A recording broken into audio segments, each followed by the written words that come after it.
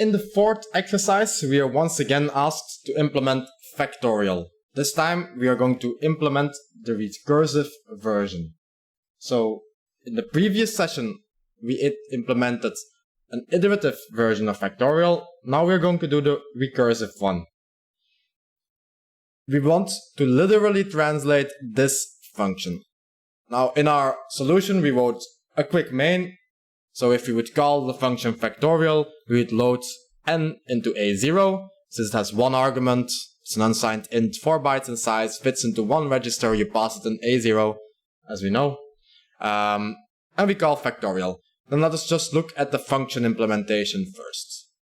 So, recursive functions might seem somewhat more difficult, but in fact, they are exactly the same as normal functions.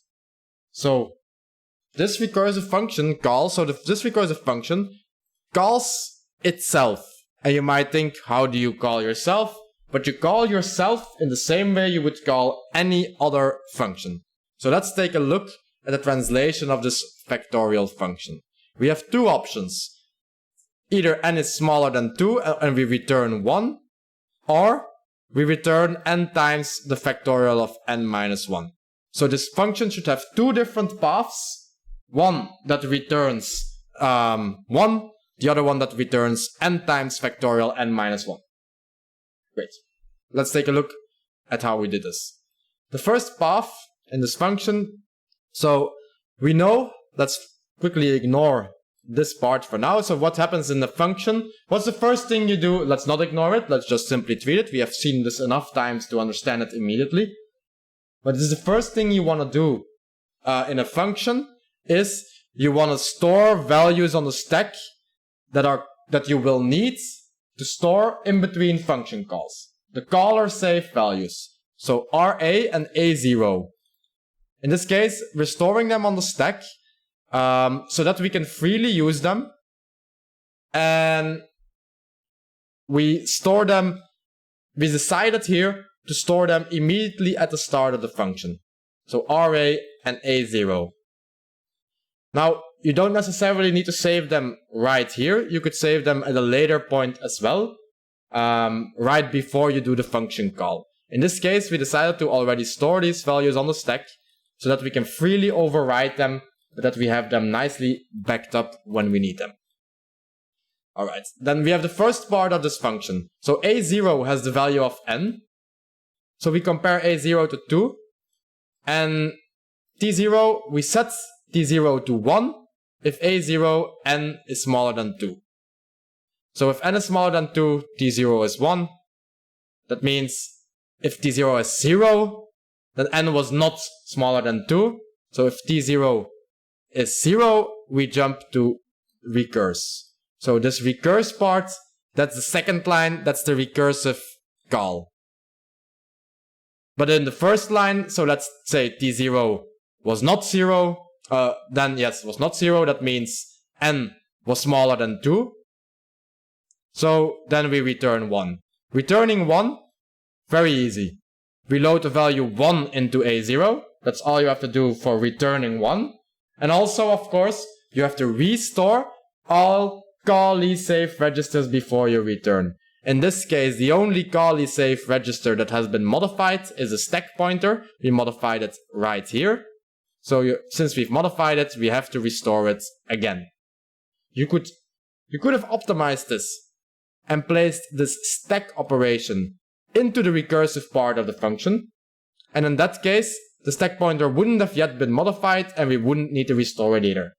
That's a side note. If you did that in your implementation, that's perfectly fine. But so we didn't. We modified the stack pointer. This is a call safe register. So before we can actually return in this branch, we need to restore that. And then we can return. So now we did half of the function. We did the return 1 part. The other half, when we branch, when n is bigger or equal than 2, we have to do a recursive call. So now in this part of the code, we have to translate return n times factorial n minus 1. If you want to calculate this in MIPS, if you would look at it as a normal line of code, what will you do? Well, you would first execute factorial n minus 1, and then you would multiply a0, where this result is, with the value of n, and then you would place that result again in a0, and you would return after saving all of the Kali save registers.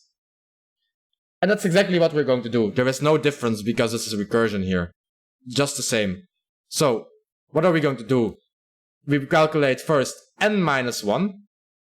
N minus 1 means a0 minus 1, because n is an a0 still. We subtract 1 from that, so then now a0 has now got n minus 1. And then we can execute factorial. Now keep in mind, we can execute factorial here because we already backed up RA. Shell facts will overwrite RA, but we backed the value up. And also, we could subtract 1 from A0 here, we could modify A0 because also this old value has been backed up. So we could freely modify them and restore them afterwards. So that's why we here simply can calculate n minus 1 and then jump to factorial, because all of our caller safe registers are already safe and secure on the stack. Now, this is a regular function call, and at the end of this function we know A0 will have the value factorial n minus 1 after this line 20. So we move this value, factorial n minus 1, which is now an A0, we move that to T0, so that we can restore the old A0 to A0, the old n value. We could have actually restored this to T0 as well, so this is maybe a bit superfluous. But anyway, in these instructions, because after these two lines, we have factorial n minus 1 and T0, and we have n. We loaded that from the stack again. We have that in A0 again. So we have the value n, we have the factorial n minus 1, and we will have to multiply them together, and that result has to be an A0. That's what happens in this line of code. And right here, we were also restoring A0. We also immediately restored RA, so that we can safely return from this function, because our jump here overwrote RA. So we have to restore RA again before we can actually return. And also, before we can actually return, we had to restore our stack pointer. So many of these operations can go in different orders. That doesn't really matter. As long as before you return, you have restored your Kali safe registers. You're sure that your RA register has been restored because it has been overwritten by your previous function call. So restore that from the stack. And make sure A0 has the correct value, which is the return value of your function. And then you can execute return. And that's how we write the recursion branch of this function. In part B of this exercise, we are asked to look at the stack for factorial 3. What will be the state of the stack when it reaches its maximum size? When is the stack the biggest? And what is the state of the stack at that point? Okay.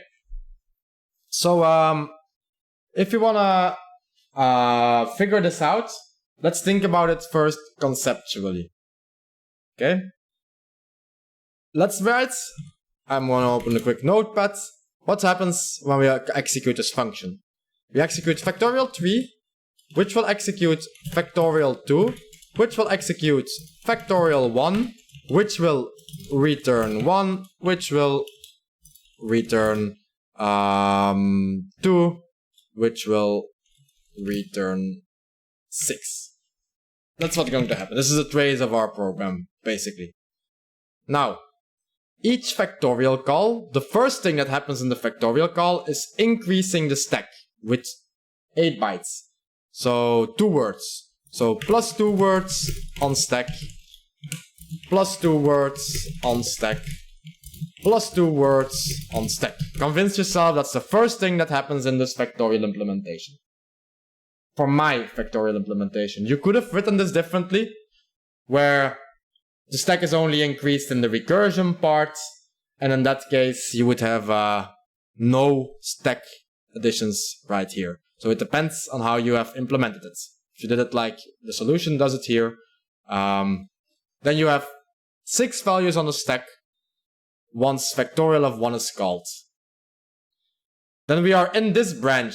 In the deepest part here, we have factorial of 1. Then we would return. And before we return, we already increase the stack pointer again. So we have reached our deepest point right here with 6 values on the stack at the steepest point of recursion. 6 values on stack. Each has 2 values. So that's also n times 2 values on stack. That's the memory usage of this function, the stack usage. N times 2 values, words, let's call it words, word on stacks. N times 2 words are on the stack. Convince yourself that this is true in general for the implementation that we have written here. Now, what are those values? Well, each iteration there is a return value stored and A0 is stored. A0 is simply n, so that will be 3, 2, and 1. That's always pushed to the stack. And then the return address, well, that's going to be dependent on from where factorial is being called. The first time it will be called from here, and so this return address will be saved. The other times it will be called from inside the function, and this return address of line 22 will be saved. So we have 2 different return addresses. One corresponding to the value 3 in the first 2 words, and then the other one in the other 2. Let's execute and run this. And if we then here go to the stack pointer, we can see the stack grows from high to low addresses. So our first values on the stack are on the highest addresses. Is this return address in the main function, then the value 3, then the return values, this is a different address. And this one is inside of the recursion, the value 2, and then again the same address because it's called from the same spot, the value 1. 6 spaces, and that's the state of our stack. 6 values, return address 3, return address 2, return address 1. For the last part of exercise 4, we are asked to look at exercise 3 of the previous section, or iterative factorial implementation, and then which one do we prefer? Now, let's take a look at this one. Here's our iterative factorial implementation. Extremely simple, extremely short. No stack, no memory.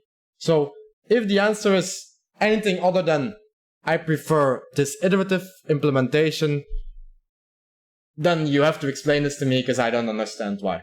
Obviously, this is a simpler, easier way of doing it. The iterative way has obvious advantages over the factorial.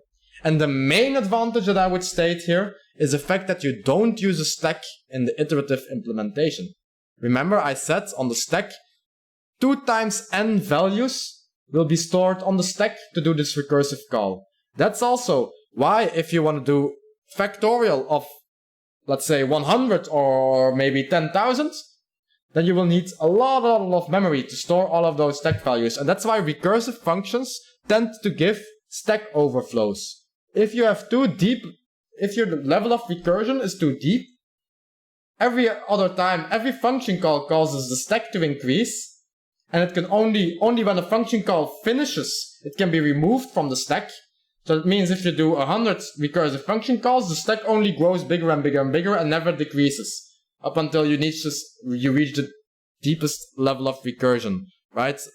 Up until the deepest level of recursion, the stack keeps growing and only then it can unroll. If your level of recursion is too deep, you will use too much memory. So recursion in general is a worse strategy than doing it iteratively, simply for the reason that the memory usage of this recursive function is a lot bigger, while you can even write it without having to use any memory. Now, this also has to do, so compilers will have the same problem. Compiler is not going to magically being able to figure out what the iterative version is of the factorial function. But if you have access to an iterative function, it's often better to write it in an iterative way, because then you will have less memory or no memory usage at all. Now, in the next exercise, we are actually already going to see an exception to this rule. And the exception is basically there are some recursive functions that you can write that don't need to increase their memory usage every step. So the advantage of a recursive function would often be this easier to write, easier to reason about. The C code is simpler than the C code for an iterative function. But the C code might be simpler, the assembly code is worse. Now let's look at the last exercise where we see how to make this recursive function also work without having this huge memory increase.